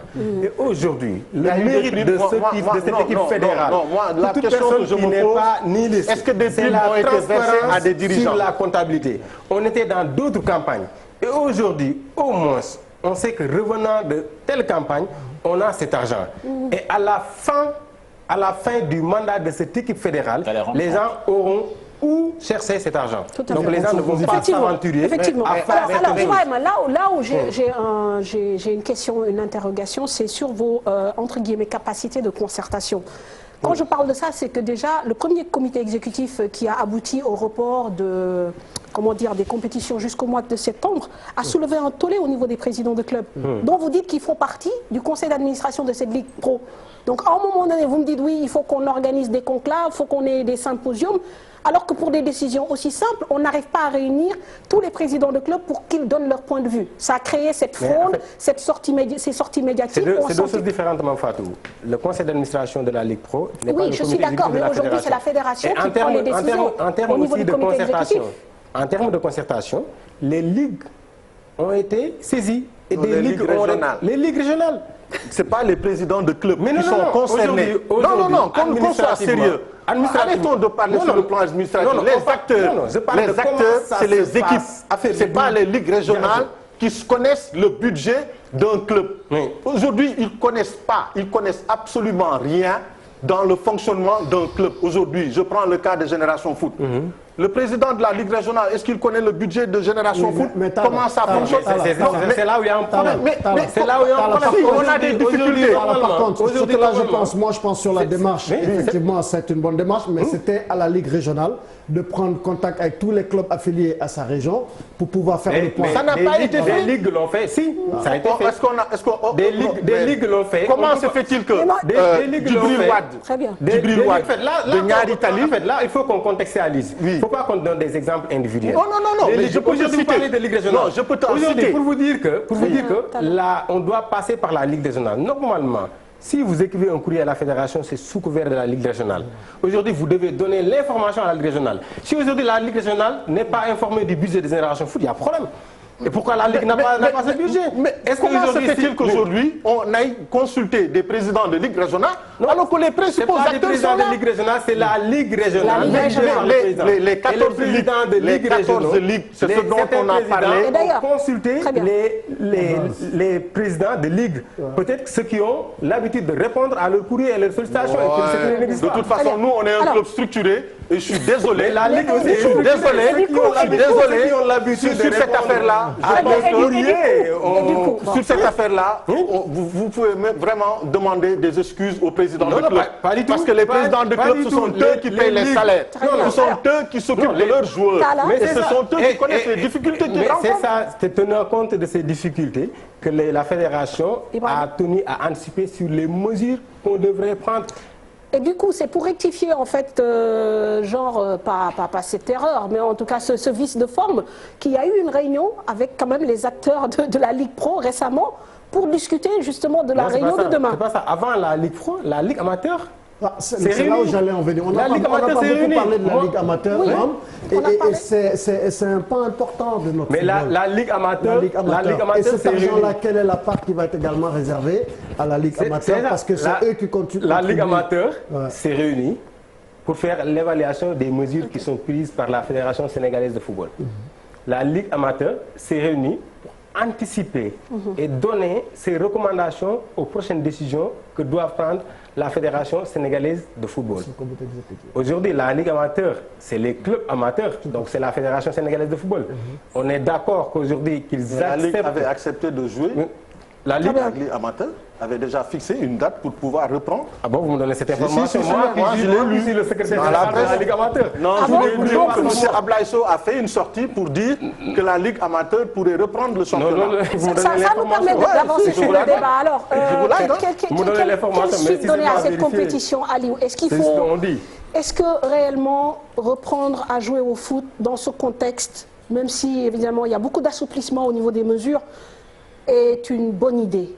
Après-demain, il y aura un comité exécutif qui va se réunir. Certainement, ce sera l'une des décisions importantes à prendre. Alors, moi, je pense qu'aujourd'hui, au Sénégal, on joue partout au football. Si vous allez à Richard Toll, ils ont envie de jouer au football. Vous allez à Rufisque, ils ont envie de jouer au football. Vous allez à Medina Yoro Fula, chez Diao, ils ont envie de jouer au football. À Bagadadi ou à Dabo, ils ont envie de jouer au football. Mais attention, il ne faudrait pas jouer au football pour jouer au football parce que la situation de la maladie est encore assez compliquée dans notre pays. Ça, c'est le premier constat. Le deuxième, aujourd'hui, il y a à peu près une quinzaine de pays africains, dont certains qui ont beaucoup plus de moyens que nous, qui ont un championnat beaucoup plus développé que le nôtre, qui ont pris la sage décision d'annuler la compétition et de désigner les équipes selon les classements actuels, c'est-à-dire l'équipe qui était première désignée championne. C'est le cas de la Tanzanie, c'est le cas de la Côte d'Ivoire par exemple. Et le Ghana, c'est aussi le cas du Ghana.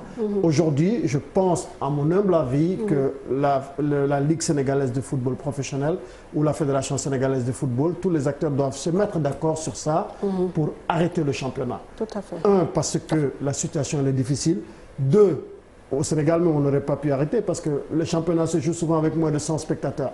Donc, c'est dur là. Non, on va dire non. Non, à Dakar. À Dakar. C'est pas le cas dans les régions. Il arrive qu'on fasse des matchs avec moins de 100 spectateurs. À Dakar. Alors que donc la norme, elle est là. Non, je pense aujourd'hui qu'il est beaucoup plus judicieux d'arrêter le championnat, de désigner Tengued FC championne de la Ligue 1 et désigner un autre pays, peut-être continuer les matchs de coupe à huis clos. Non, c'est fini. Les coupes sont aussi, les compétitions, c'est annulé. Et donc désigner également une équipe peut-être qui ira représenter le Sénégal à la Coupe des Confédérations. Maintenant, le problème va se poser sur qui descendra ou qui ne descendra pas.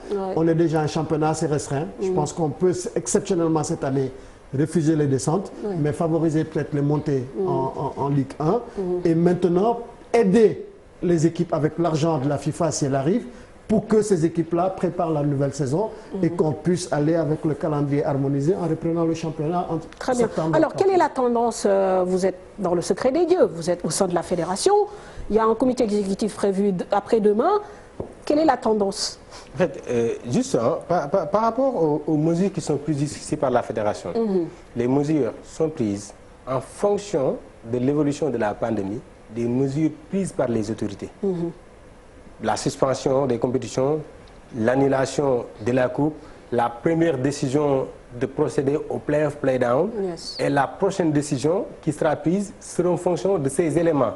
Sera en fonction aussi des orientations de la FIFA. Sera en fonction aussi des... La FIFA a donné des orientations? La FIFA a donné des orientations. Du point de vue sanitaire. Point de vue sanitaire et tout ça.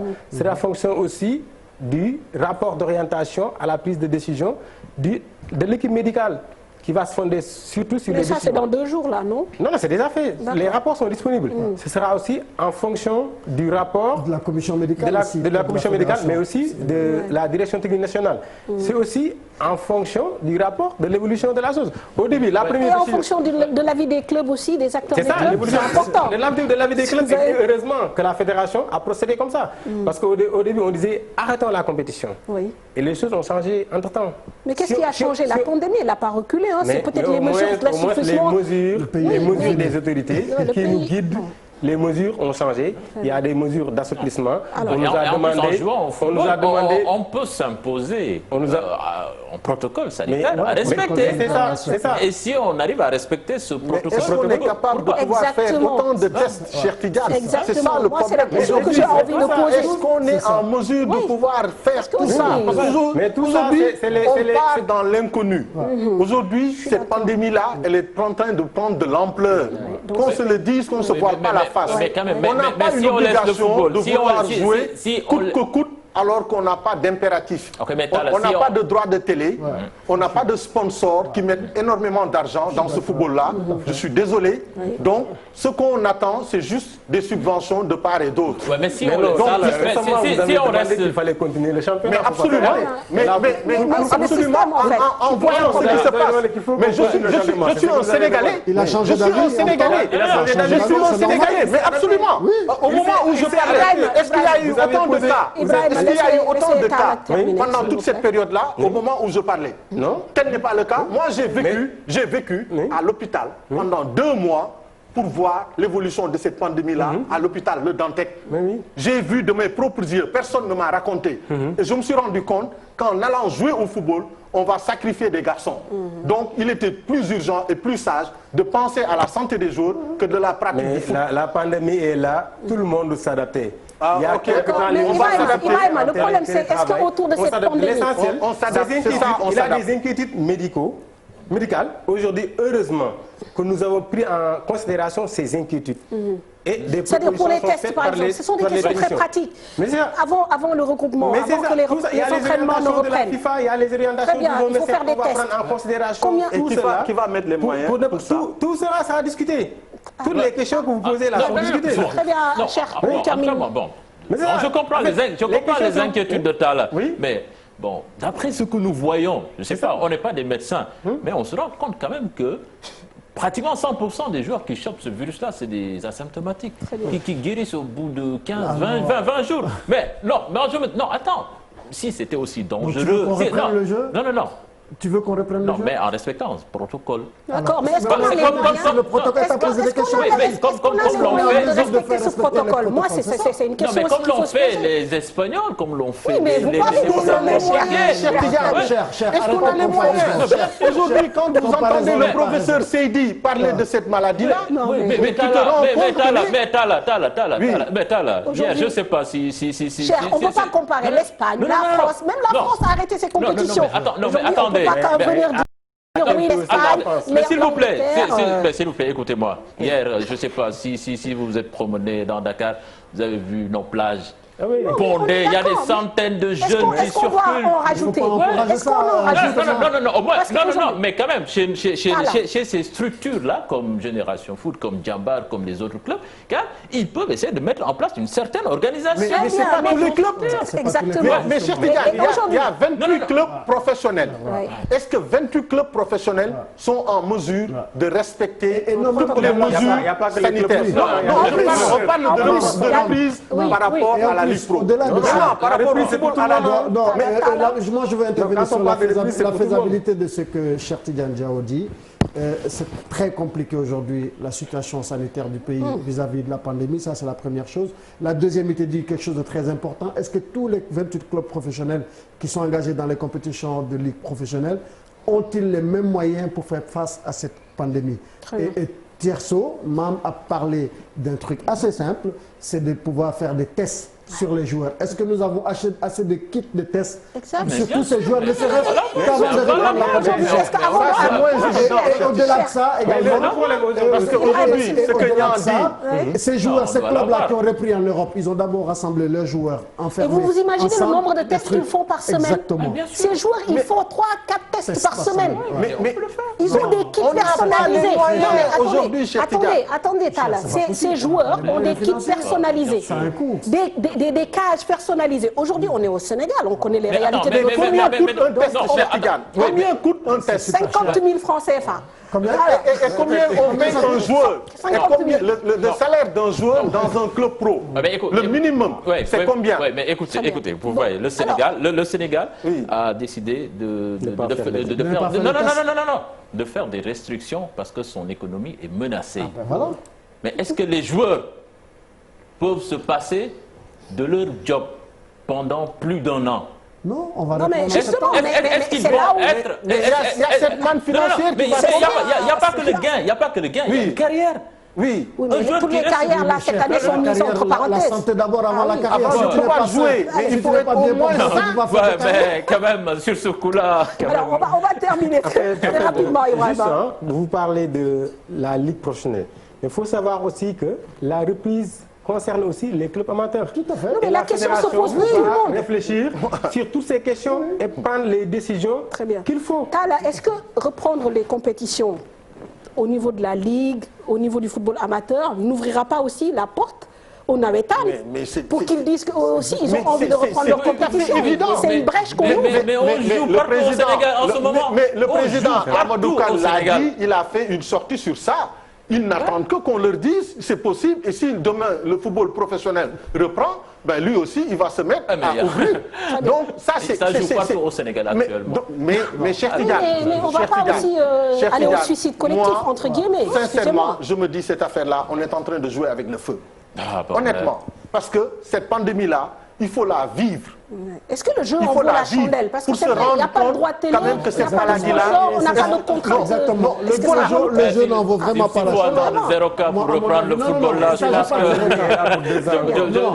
qu'on va bien. rester... Si la pandémie mais je est là pour pense- des encouragements, mais je je pense- pense que l'idéal, Bon, on va terminer. l'idéal, c'est de On va travailler terminer. à protéger les acteurs. Ouais. Il faut voir la faisabilité C'est de la ça. Il protection faut essayer des de acteurs. voir Et cette c'est pour faisabilité ça- au maximum c'est pour ça possible. également- Parce c'est que pour sinon, ça- on risque de rester ici des années sans jeu. au Oui, fait. non, non, non, non, Non, c'est non, pas non, ça. on se On va pas projette rester des peut-être sur la années. prochaine Mais c'est saison. pour cela qu'il est assez pertinent d'annuler le championnat, de laisser encore plusieurs mois, Une voire bonne plusieurs marche. semaines, une bonne marche au club C'est beaucoup pour se plus préparer sage. après un Mais protocole pourquoi- sanitaire qui pourquoi aura été mis en annuler- place. Pourquoi annuler si on peut s'adapter? Non. Si on peut prendre des mesures qui permettent de continuer. Combien de comme journées ça se reste-t-il à fait- jouer? Comme ça 13. se fait 13 au journées. niveau de tous les maintenant, secteurs.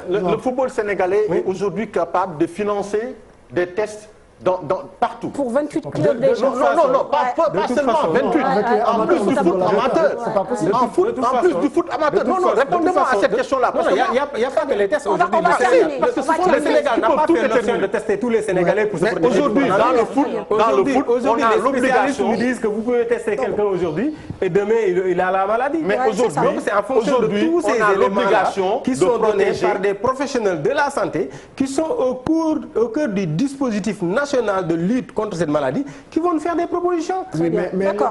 Rendez-vous le 8 Nia, alors. On Nia, termine. Comment dirais-je, les rapports qui tombent sont très alarmants sur le cas d'évolution Et les de services la pandémie. hospitaliers sont Exactement. débordés aussi. Hospitaliers sont On le lit débordés. tous les jours. On ne va pas encore en rajouter en suscitant encore des regroupements. Alors, très autour de rapidement, ça. un dernier Très tour de sincèrement. table sur quand même à Lyon. On va terminer sur ça avant de rendre l'antenne. C'est la réforme des textes. C'était une campagne, une promesse électorale. Nous sommes à 15 mois, tout à l'heure, on l'a dit, de la fin du mandat de cette fédération. Est-ce que vous êtes surpris un peu de la lenteur que prend la Fédé à mettre en place, peut-être en branle, une réforme ou alors il faut décaler? Est-ce que c'est une nécessité, une urgence? Écoutez, c'est un impératif déjà, parce que du point de vue global, il y a une harmonisation des statuts au sein de toutes les associations nationales. La CAF y travaille, la FIFA également l'exige auprès des différentes fédérations. Et si vous avez vu, il y a beaucoup de fédérations qui ont adopté cela. Mais sur le cas spécifique de notre pays, il est inconcevable encore à ce jour qu'il y ait 400 votants, ou plus de 300 votants en tout cas, à l'Assemblée générale de la Fédération sénégalaise de football. On n'a pas un football local qui peut exprimer cela. Moi, j'ai suivi de très près la situation du Mali, qui a réglé ce problème assez rapidement. Dans la plupart des pays qui nous entourent, pendant les élections de la fédération, il n'y a pas généralement plus de 100-120 votants, tout simplement. Okay. Par exemple, pour les ligues régionales, on dit pour les clubs qui sont dans les régions, ne votent que les clubs champions de la ligue régionale. Là, en ce moment, vous avez déjà réduit de plus de 50% l'électorat. C'est parce que c'est ce qui nous donne des assemblées générales qui vont jusqu'à 4h, 5h du matin. Ça, c'est la première chose. Ensuite, il y a les membres associés, les clubs de Ligue 1, les clubs de Ligue 2, le football amateur. Mais il faut trouver des schémas qui nous permettent de réduire drastiquement le comité électoral. Très bien. Et au niveau de la gestion même du football, oui, et au niveau même de la gestion du football, ça aidera encore plus. Très bien. Ça, c'est très important. Alors, Ibrahima, sur ce point-là. Oui, en fait, c'est tout à fait logique au bout de 10 ans que l'on repense à voir les textes pour s'adapter à l'évolution du football, des instances, etc. et à la demande, des membres. Mais aujourd'hui, par rapport à la réforme des textes, la vérité, c'est qu'on ne peut pas faire une réforme des textes, même si c'est le terme que j'utilise, je dis toilettage des textes, parce que réformer et toilettage, c'est autre chose. On ne peut pas faire ce toilettage sans la FIFA. Ça se fait avec les experts de la FIFA. Et la programmation de l'AGO, tout était calé par rapport à cela. Parce que les textes, il y a des propositions qui sont faites avec ces experts avec qui on travaille à distance. Et la proposition est faite à l'Assemblée générale ordinaire. D'accord. Donc aujourd'hui, nous avons avancé par rapport à cela. Les échanges sont là. Donc le projet de réforme est bien en cours. C'est bien en cours. Très bien. Le cheval de bataille de Talla, qui en parle depuis qu'on se connaît. Ça fait très longtemps. Oui, tout à fait, Mam. Déjà, ne serait-ce que le mode de scrutin qui se passe à la Fédé, ça mérite d'être corrigé. Parce qu'on ne peut pas accepter, par exemple, tu es président de la Ligue amateur, tu es automatiquement vice-président à la Fédération sénégalaise de football. Tu es président de la Ligue Pro, tu es vice-président. Tout à fait. Président des anciens internationaux, vice-président. Donc, jusqu'à quand c'est-à-dire qu'aujourd'hui, il faut qu'on s'arrête, qu'on réfléchisse un peu. Parce qu'il y a des choses qui se passent dans le football mondial et que nous, on est laissé aujourd'hui en rade. Tout à fait. Donc, chaque année, ce sont les mêmes que vous allez revoir. Et ça va pas s'arrêter. Et généralement, en Afrique, il y a de plus en plus de politiques par liste. On vote beaucoup plus pour des listes. Au Mali, c'était des listes. Au Ghana, c'était des listes. En Côte d'Ivoire, c'est des listes. Il y a plusieurs moyens. Un président et son équipe. Très bien. Mais effectivement, cette histoire de mettre systématiquement les gens aux entités, c'est assez caduque, je pense. Et c'est pas assez démocratique. En plus, quand on regarde le nombre d'affiliés, aujourd'hui, on se rend compte que rien qu'à Dakar, il y a 135 clubs qui sont affiliés à la Fédération sénégalaise de foot. Il y a plus de 350 clubs au Sénégal. Mais on ne sait pas. Et pourtant, lors des élections, ce sont ces clubs-là qui vont se présenter pour élire. Qui voter. Alors, cher, un dernier mot là-dessus? Non, je passe. Fais-nous une comparaison, cher. Allez, fais-nous une comparaison avec notre pays. Voilà, ce sera le dernier mot de l'émission. Merci. Juste avant de le faire, j'aimerais encore une fois saluer la mémoire de Feu Badara Mama Yassine, bien sûr, qui a été un grand acteur du football sénégalais et qui a dignement représenté notre pays au sein des instances africaines et mondiales du football. Bien sûr. C'est l'occasion pour nous, encore une fois, de présenter nos condoléances à sa famille éplorée, mais également saluer sa mémoire et saluer à sa juste valeur sa contribution au développement du football dans notre pays. Merci Aliou. Ibrahima, un dernier mot? Dernier. Merci beaucoup Aliou d'avoir présenté les condoléances à Badara. Moi-même qui suis arbitre, qui suis à la Ligue amateur. Donc par rapport à la situation, la fédération est à l'écoute des autorités, des clubs et de la situation mondiale. Et va essayer de prendre les décisions qu'il faut et les décisions optimale pour régler le problème. Le chef de l'État a dit qu'il faut vivre avec. Hein. C'est ça que l'a dit le chef de l'État. Vivre avec. En tout cas, on l'écoute. On s'adapte. Déjà, l'autorité suprême l'a dit. C'est ça. Talla, oui. Moi, ce que j'aurais souhaité vraiment, c'est de prendre une décision sage qui va engager quand même une jeunesse. Donc, ce n'est pas seulement notre passion ou notre amour du foot qui doit prendre le dessus. On doit mieux réfléchir, on doit mieux se concerter. Parce que c'est ça aussi l'obligation qu'a la fédération vis-à-vis de ces acteurs. C'est-à-dire qu'il y a des décisions, il y a des présidents de clubs qui sont là, qui sont joignables, on n'a qu'à les appeler, on n'a qu'à se parler en visioconférence, parce que quand on parle de football qui est indivisible, on doit pouvoir se parler. On n'est pas des adversaires, on n'est pas des ennemis. Mais il y a des instances aussi pour se parler. Mais je veux dire qu'aujourd'hui, on doit pouvoir dialoguer, échanger, même s'il y a un conseil d'administration. Mais il y a des présidents de clubs qui se fréquentent. Le président de la Fédération sénégalaise de football, il est président de club. Le président de la Ligue Pro, il est président de club. Donc ce sont ces pairs-là qui doivent pouvoir échanger facilement et trouver des solutions. Ça devrait couler de source. Ça ne doit pas poser de problème pour nous aujourd'hui. Parce qu'on sait qu'on n'a pas les moyens de notre football. On n'en a pas. On dépend de l'État et de la subvention des instances internationales, de la CAF et de la FIFA. Donc on doit mieux réfléchir pour le développement de notre football, aller chercher des moyens qui sont disponibles dans ce pays-là et essayer d'avancer vraiment et tirer dans le même sens. Très bien. Merci Talla, merci Aliou, merci Ibrahima, merci Talla. Cher, on se donne rendez-vous la semaine prochaine. J'en profite pour souhaiter également un bon anniversaire, même si c'est un peu tard pour un enfant d'un an, à Mohamed Pathé Diallo, fils de Sassi, qui était passé la semaine dernière. Une promesse est une dette. Et puis remercier bien sûr Lily Coiffure, Absa, École Yassine Thiandoum, juste derrière au 77 369 18 01. Et merci à Baye Création, Mariste également pour la tenue. Merci à Mao Cissé pour la réalisation, caméra Alun Diagne, Hamza Diallo, assistant réalisateur Moussa Sen au son Baye. Excellente soirée et à la semaine.